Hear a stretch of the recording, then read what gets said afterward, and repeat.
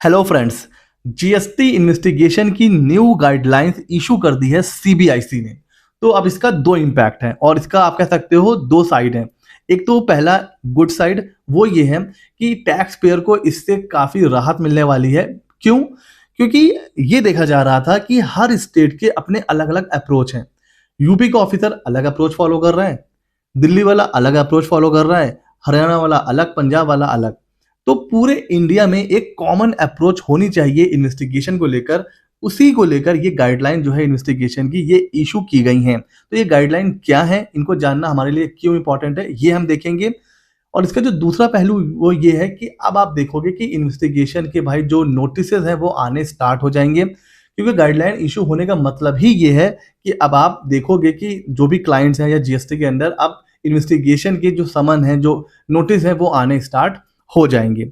अच्छा, तो इस गाइडलाइन की अगर हम बात करें तो इसमें सबसे पहले ये बोला गया है, गाइडलाइन तो वैसे काफी लंबी चौड़ी है, आप देख सकते हो जीएसटी के साइट पे। मैं आपको कुछ इंपॉर्टेंट पॉइंट्स यहाँ पर बताने जा रहा हूं।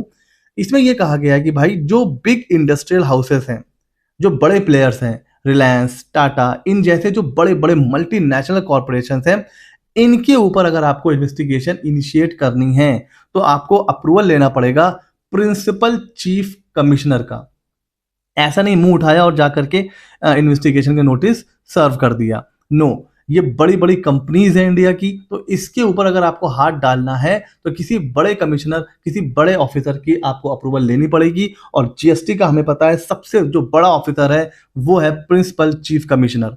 तो जितना बड़ा केस उतनी बड़ी परमिशन। उसके अलावा जितने भी केस हैं वहां भी अप्रूवल लगेगा, लेकिन हर केस के लिए प्रिंसिपल चीफ कमिश्नर को परेशान नहीं किया जाएगा। तो जो अदर केस होंगे वहां पर चीफ कमिश्नर का अप्रूवल लगेगा। तो सबसे तो पहली बात तो यह है कि अगर आपके पास इन्वेस्टिगेशन का समन या लेटर आया हुआ है तो आपको डरने की नीड नहीं है। आपको यह देखना है कि वो इन्वेस्टिगेशन का जो नोटिस आया है वो लीगल है भी या नहीं है, वो वैलिड है भी या इनवैलिड है। क्योंकि अगर वो इलीगल है तो फिर आपको ना उस समन, उस लेटर का रिप्लाई करने की नीड ही नहीं है। और वो आप कैसे चेक करोगे कि वो जो लेटर आया है इन्वेस्टिगेशन का उसमें अप्रूवल कमिश्नर की, मतलब चीफ कमिश्नर की अप्रूवल है या नहीं है। तो एक तो ये गाइडलाइन में बोला गया है। अच्छा सर, अगला ये बोला गया है कि भाई जो इंफॉर्मेशन जीएसटी पोर्टल पर पहले से अवेलेबल है वो आप नहीं मांग सकते। और बात भी सही है, आपने ये सिचुएशन फेस करी होगी कई बार कि भाई आपने 3B फाइल कर रखा है, GSTR 1 फाइल कर रखा है और नोटिस में भी कहा गया है कि भाई आप जो है अपने सारे GSTR 1 और 3B जो है लेकर के आइए। भाई क्या नीड है जब पोर्टल पर वो सब चीजें अवेलेबल है। तो अगर पोर्टल पे नहीं है तो वही इंफॉर्मेशन आप मांगिए जो इंफॉर्मेशन आपके पोर्टल पर अवेलेबल है। अब ऑफिसर वो आपसे नहीं मांग सकता। तो ये दूसरी और इंपॉर्टेंट गाइडलाइन है। अच्छा सर, उसके अलावा ये है कि प्रिंसिपल चीफ कमिश्नर की जो अप्रूवल अभी हमने देखा कि जो बड़े बड़े कॉरपोरेशंस हैं, जो बड़ी बड़ी कंपनीज हैं, उनके लिए अगर इन्वेस्टिगेशन करना है तो प्रिंसिपल चीफ कमिश्नर का अप्रूवल लगेगा। उसके अलावा कोई ऐसा सेक्टर है, कोई ऐसा प्रोडक्ट है, कोई ऐसी सर्विस है जिसके ऊपर पहली बार जीएसटी लग रहा है, पहली बार टैक्स लग रहा है, कुछ इंटरप्रिटेशन का मैटर है, कुछ लॉ में कुछ ऐसा लिखा हुआ है जिसके इंटरप्रिटेशन से टैक्स अब पहली बार लगने वाला है। तो इस तरह के जो कॉम्प्लिकेटेड अगर कोई केस है तो उन केसेस में भी प्रिंसिपल चीफ कमिश्नर का अप्रूवल लगेगा। ये भी बोला गया है गाइडलाइन में। अच्छा सर, उसके अलावा वेग इंक्वायरी नहीं एक्सेप्टेबल है। समन आ गया आपके पास फिशिंग इंक्वायरी के लिए, कुछ लिखा ही नहीं है उस समन से, कुछ पता ही नहीं चल रहा है कि भाई वो इंक्वायरी किस सब्जेक्ट मैटर को लेकर के है। तो भाई अनक्लियर वेग इंक्वायरी आप समन में अब नहीं कर सकते हैं। आपके पास कुछ ऐसा समन आता है जिसमें समझ में नहीं आ रहा है कि आपको किस लिए बुलाया जा रहा है, वो भैया एक्सेप्टेबल नहीं है। क्लियर कट लिखा हुआ है गाइडलाइन में। अच्छा सर, अगला ये कह रहा है कि भाई इन्वेस्टिगेशन स्टार्ट हुआ, अब ऐसा नहीं है कि चलता जा रहा है चलता जा रहा है चलता ही जा रहा है। क्योंकि देखिए जितने टाइम पीरियड के लिए केस चलता है कहीं ना कहीं टैक्स पेयर मेंटली परेशान रहता है, मेंटली दबाव में रहता है। तो भाई अगर कोई चीज प्रूफ हो रही है, अगर आपको लग रहा है कि आपके पास कुछ एविडेंस है तो भाई विद इन अ ईयर उसको कंक्लूड करिए। तो इन्वेस्टिगेशन स्टार्ट हो गई तो 1 साल के अंदर अंदर उसको भैया पूरा भी करना है। तो ये भी लिखा हुआ है गाइडलाइन में।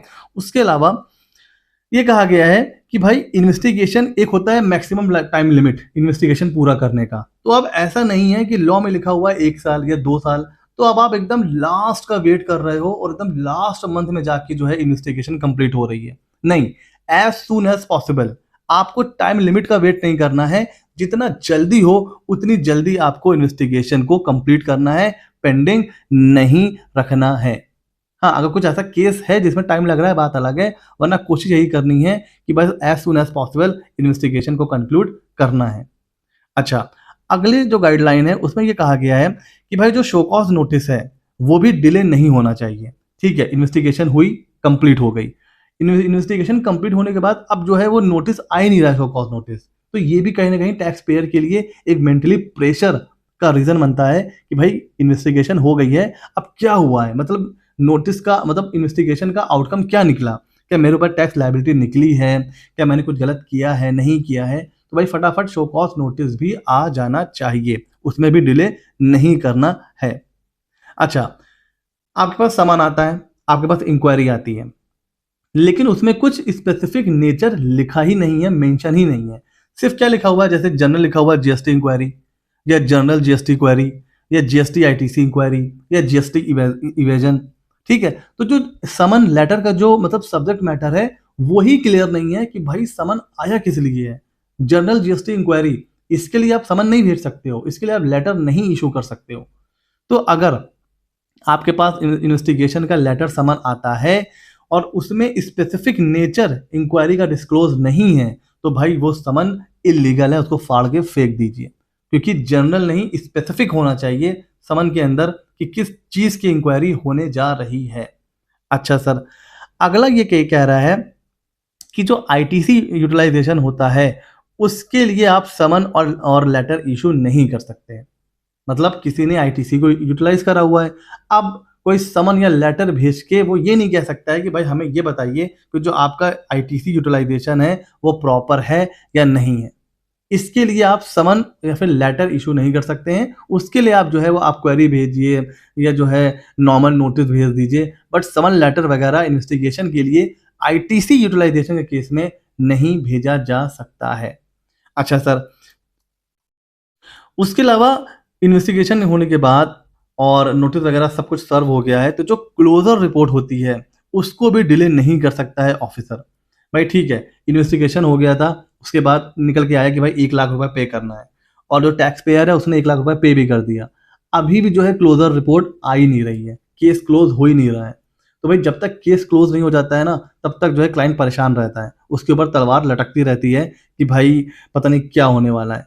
तो एक बार जब टैक्स पेयर ने अपना टैक्स भैया पे कर दिया ईमानदारी से जो आपने कहा था, तो फटाफट क्लोजर रिपोर्ट भी अब इशू कर देना है, उसको भैया क्लोज कर देना है। तो ये भी गाइडलाइन में बिल्कुल साफ साफ लिखा हुआ है। तो ये थी कुछ इंपॉर्टेंट गाइडलाइंस। ये हमें इसलिए जानना बहुत इंपॉर्टेंट है बिकॉज हमारे ऊपर भी नोटिस आ सकता है, या अगर हम प्रोफेशनल हैं तो हमारे क्लाइंट के ऊपर भी ये नोटिस आ सकता है। तो नोटिस का रिप्लाई तो बाद में देना है, पहले हमें नोटिस देखकर ये चेक करना है कि जो नोटिस हमारे पास आया है, जो समन आया है, वो लीगल है भी या नहीं, वो वैलिड है भी या नहीं। अगर वो इनवैलिड प्रूफ हो जाता है, अगर वो इलीगल प्रूफ हो जाता है, तो फिर तो रिप्लाई तो बात की बात है। जब वो लीगल ही नहीं है तो उस समन की कोई वैल्यू नहीं है, वो है कागज का टुकड़ा। और ये कैसे पता चलेगा कि वो जो समन आया है, जो लेटर आया है, जो नोटिस आया है, वो लीगल है कि इलीगल है? वो आप इस गाइडलाइंस पे आपको उनको देखना पड़ेगा। जैसे कि अभी हमने देखा कि प्रिंसिपल कमिश्नर का अप्रूवल होना चाहिए, सब्जेक्ट मैटर जो है स्पेसिफिक होना चाहिए, जनरल नहीं होना चाहिए, है ना? ये सब चीज़ें हम चेक करेंगे तो हमें पता चल जाएगा कि भाई नोटिस वैलिड है या नहीं है। अगर आपको डिटेल गाइडलाइन पढ़नी है तो जीएसटी की साइट पे भी पड़ी हुई है, आप वहाँ से गाइडलाइन डाउनलोड करके पढ़ सकते हैं। जो मेन पॉइंट्स है वो हमने डिस्कस कर लिए हैं। कैसा लगा ये वीडियो हमें ज़रूर बताइएगा। हम अपने चैनल पर इसी तरह नए वीडियोस लाते रहते हैं, हमारे चैनल को सब्सक्राइब कर लीजिए। मिलते हैं अगले नॉलेजेबल वीडियो में।